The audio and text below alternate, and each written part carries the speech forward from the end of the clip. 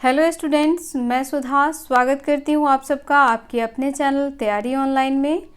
आज का टॉपिक है हमारा कवि बिहारी लाल जी।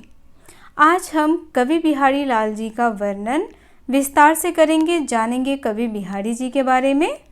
अगर आप नेट की तैयारी कर रहे हैं या टेट की तैयारी कर रहे हैं या आप कोई भी कॉम्पिटिटिव एग्ज़ाम की तैयारी कर रहे हैं तो ये वीडियो आप सब के लिए बहुत ही इम्पॉर्टेंट है।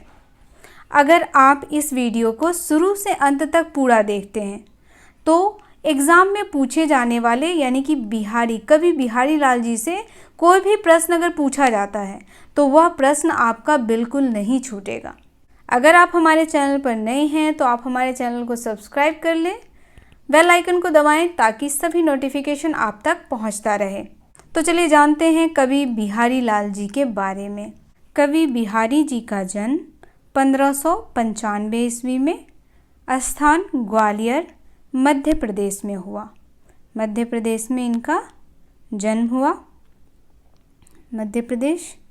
इनकी मृत्यु 1663 ईस्वी में वृंदावन में हो गई थी। वृंदावन में इनकी मृत्यु 1663 में हो गई थी। बिहारी लाल जी जाति के माथुर चतुर्वेदी थे। बिहारी सतसई की रचना काल 1662 है।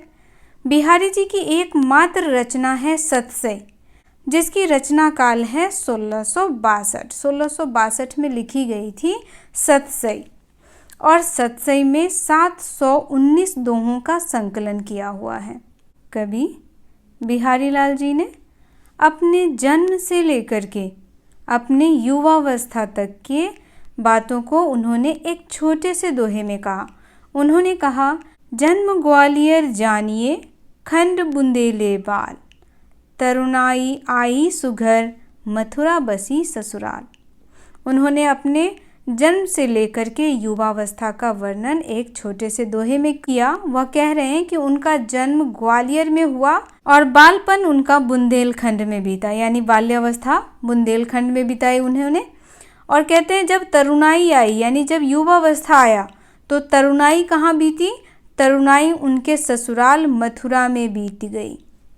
तो देखा आप लोगों ने कैसे बिहारी जी ने अपने एक छोटे से दोहे में अपने जन्म से लेकर के युवावस्था तक कहाँ कहाँ रहे, कहाँ किस किस जगह पे उन्होंने अपना बचपन बिताया, किस जगह पे उन्होंने अपना बालपन बिताया और किस जगह पे उन्होंने अपना तरुणाई बिताई, ये सब एक छोटे से दोहे में ही हमें बता दिया।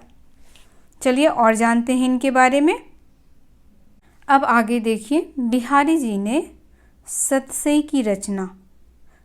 की रचना उन्होंने ब्रज भाषा में किया और दोहा छंद में, और सतसई में 719 दोहों का संकलन है। काव्य स्वरूप था मुक्तक काव्य। मुक्तक काव्य क्या होता है? तो मुक्तक काव्य का अर्थ होता है मुक्त काव्य। यहाँ देखिए शब्द से ही पता चलता है, मुक्तक यानी कि मुक्त यानी स्वतंत्र, मुक्त काव्य यानी कि मुक्तक काव्य, जिसमें एक छंद का दूसरे छंद से कोई संबंध नहीं होता है। एक छंद जो होता है वह अपने आप में क्या होता है? मुक्त होता है, या कह सकते हैं कि स्वतंत्र होता है। उसका दूसरे छंद से कोई संबंध नहीं होता है।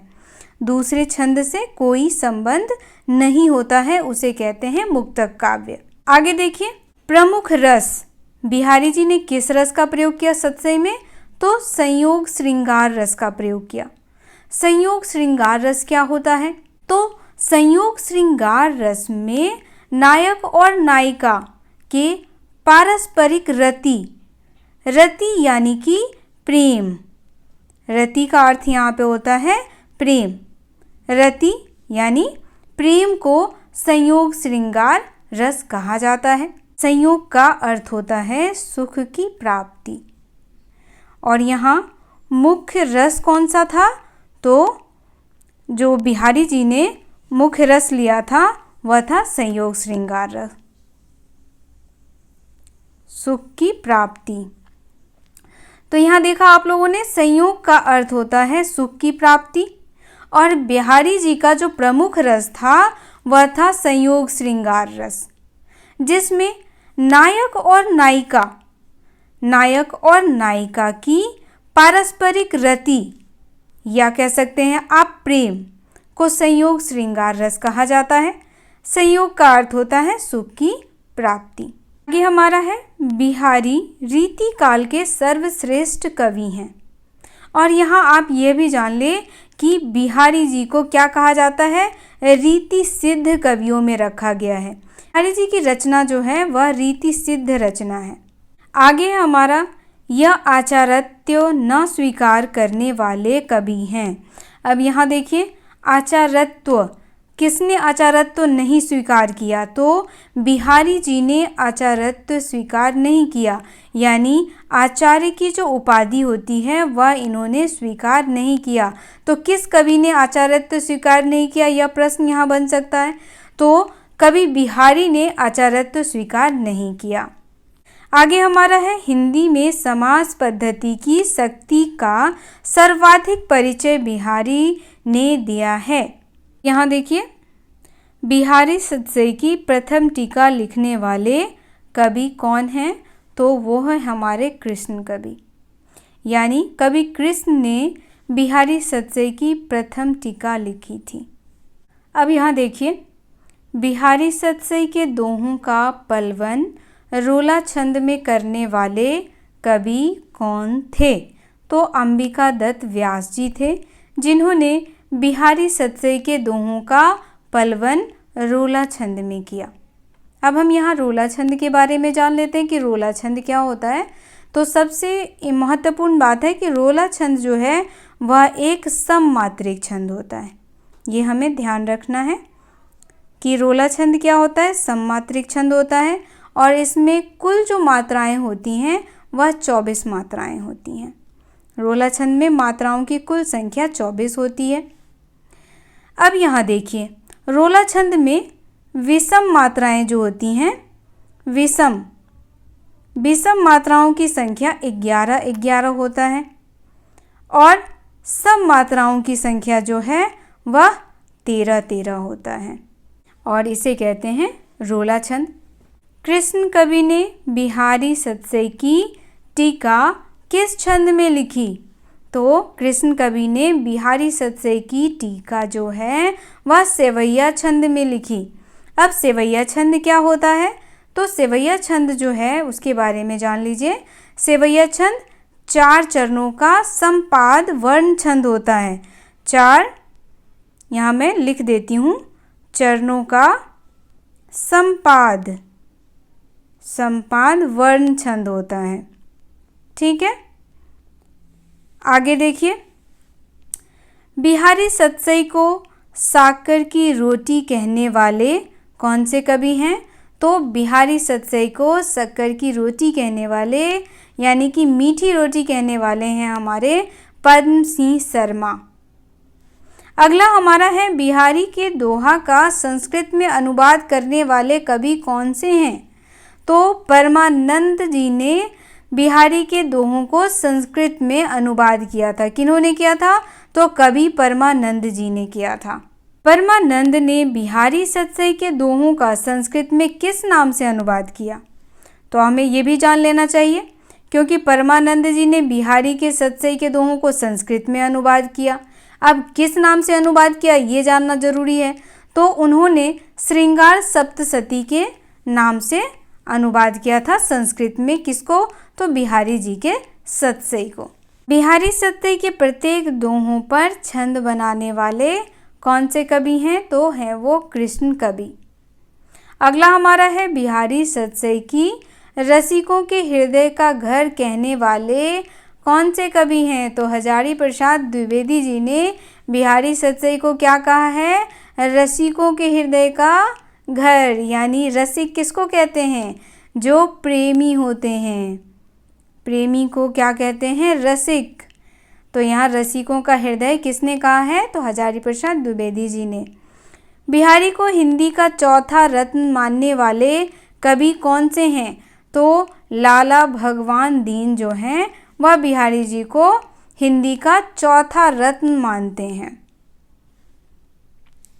अब यहाँ देखिए प्रश्न बहुत सारे बन सकते हैं। यहाँ प्रश्न बन सकता है कि कौन से कवि बिहारी को हिंदी का चौथा रत्न मानते हैं। तो हमें इसका ज्ञान होना चाहिए। जब तक हम इसके बारे में नहीं जानेंगे हम आंसर कैसे बता सकते हैं। तो लाला भगवान दीन है।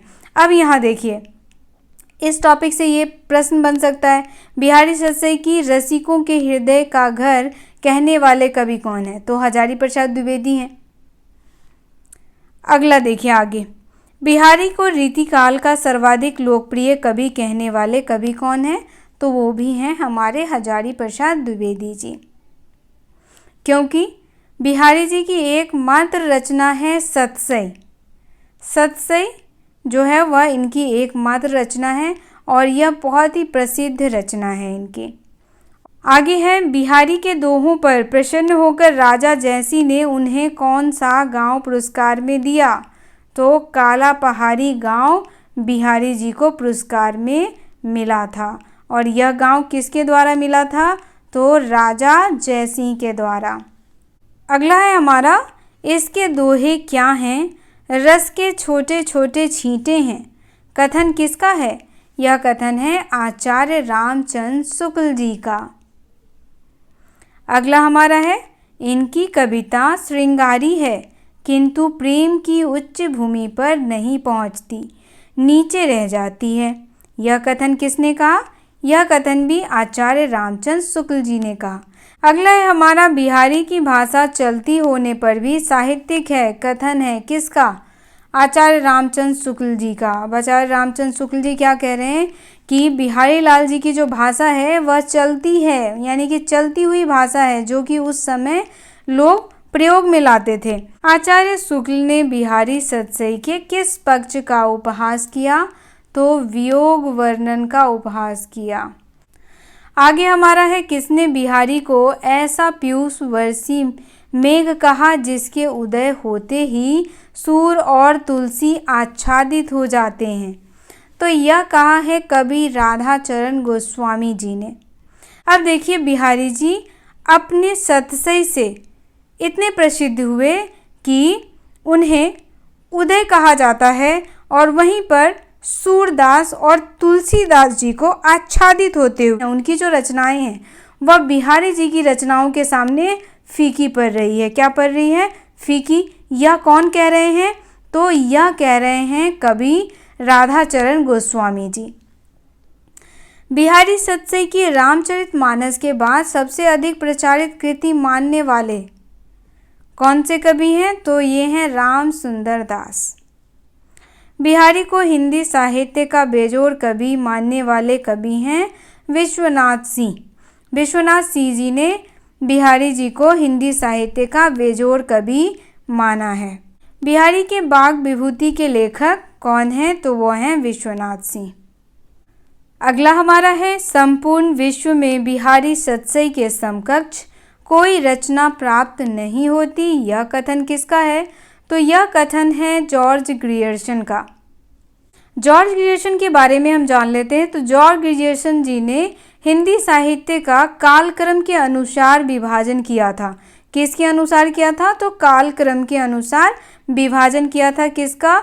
हिंदी साहित्य का, हिंदी साहित्य के इतिहास का। अगला हमारा है, फिरंगे सतसई के रचनाकार कौन हैं। तो वह है हमारे आनंदी लाल शर्मा। और यह फिरंगे सतसई जो है वह बिहारी लाल जी के सतसई को ही उन्होंने फिरंगे सतसई के नाम से लिखा है। किन्होंने। तो आनंदी लाल वर्मा ने। बिहारी सतसई की टीका अमर चंद्रिका नाम से लिखने वाले कौन से कवि हैं। तो वह हैं सूरती मिर्स। यहाँ बहुत सारे कवियों के बारे में आप लोगों ने देखा कि वह बिहारी जी के सतसई को कई नामों से लिख रहे हैं। तो यहाँ पे अमर चंद्रिका के नाम से लिख रहे हैं कौन। सूरती मिश्र जी लिख रहे हैं अमर चंद्रिका के नाम से बिहारी सतसई को। बिहारी सतसई की सरल टीका लाल भगवान दीन ने लिखा है। बिहारी सतसई की टीका लाल चंद्रिका नाम से लिखने वाले कवि हैं लल्लू लाल। राम सतसई के नाम से बिहारी सतसई की टीका को लिखने वाले हैं राम सहाय दास। अब देखा आप लोगों ने, कई कवि जो हैं वह बिहारी सतसई को कई नामों से लिख रहे हैं। बिहारी सतसई यानी बिहारी जी के जो लिखे हुए सतसई हैं, कई कवि उनको अलग अलग नाम से लिख रहे हैं। जैसे राम सतसई के नाम से लिखा है किसने? राम सहाय दास ने। वहीं लाल चंद्रिका के नाम से बिहारी सतसई को लिखा है लल्लू लाल जी ने। और सरल टीका के नाम से बिहारी सतसई को लिखा है लाला भगवान दीन ने। तो यहाँ देखा आप लोगों ने किस प्रकार अनेक कवियों ने बिहारी सतसई को अनेक नामों से लिखा है। आगे देखिए, सतसई वर्णार्थ के नाम से कौन लिख रहे हैं? तो ठाकुर। ठाकुर ने यहाँ बिहारी सतसई को किस नाम से लिखा है? तो उन्होंने बिहारी सतसई को सतसई वर्णार्थ के नाम से लिखा है। बिहारी सतसई की सर्वश्रेष्ठ टीका लिखने वाले जगन्नाथ दास रत्नाकर हैं। यानी बिहारी सतसई की अब तक की जो सबसे अच्छी टीका लिखी गई है उसके लेखक हैं जगन्नाथ दास रत्नाकर। जगन्नाथ दास रत्नाकर ने किस नाम से टीका लिखी? तो उन्होंने बिहारी सतसई को बिहारी रत्नाकर के नाम से लिखा। उन्होंने बिहारी सतसई को किस नाम से लिखा है? बिहारी रत्नाकर के नाम से। बिहारी रत्नाकर खड़ी बोली में लिखी गई है। तो बिहारी रत्नाकर किस भाषा में लिखी गई है यह हमें ध्यान रखना है। तो बिहारी रत्नाकर खड़ी बोली में लिखी गई है। बिहारी सतसई की टीका ब्रज भाषा में लिखने वाले कवि कौन हैं? तो वो हैं हमारे राधा कृष्ण चौबे। राधा कृष्ण चौबे ने बिहारी सतसई की टीका किस भाषा में लिखी? तो ब्रज भाषा में लिखी है। मसी देवी प्रसाद ने उर्दू शेरों में बिहारी सतसई का अनुवाद किया है। अब यहाँ इसको ध्यान रखिएगा कि किसने उर्दू शेरों में बिहारी सतसई का अनुवाद किया है? तो वो है हमारे मसी देवी प्रसाद। आनंदी लाल शर्मा की फिरंगी सतसई फारसी में रचित है। अब बिहारी सतसई को जो फिरंगी सतसई में लिखा है किसने? आनंदी लाल शर्मा ने। उन्होंने किस भाषा में लिखा है? तो उन्होंने फारसी भाषा में इसे लिखा है। तो आज का वीडियो यहीं समाप्त करते हैं। मिलते हैं इसी तरह के इंटरेस्टिंग वीडियोस के साथ। अगर आप हमारे चैनल पर नए हैं तो आप हमारे चैनल को सब्सक्राइब कर लें, वीडियो को लाइक और अपने दोस्तों के साथ शेयर करना ना भूलें। बेल आइकन को दबाएं ताकि सभी नोटिफिकेशन आपके पास पहुंचता रहे। अगर आपके मन में इस वीडियो से रिलेटेड कोई भी प्रश्न है तो आप हमें कमेंट करके बता सकते हैं। आप सबका बहुत बहुत धन्यवाद।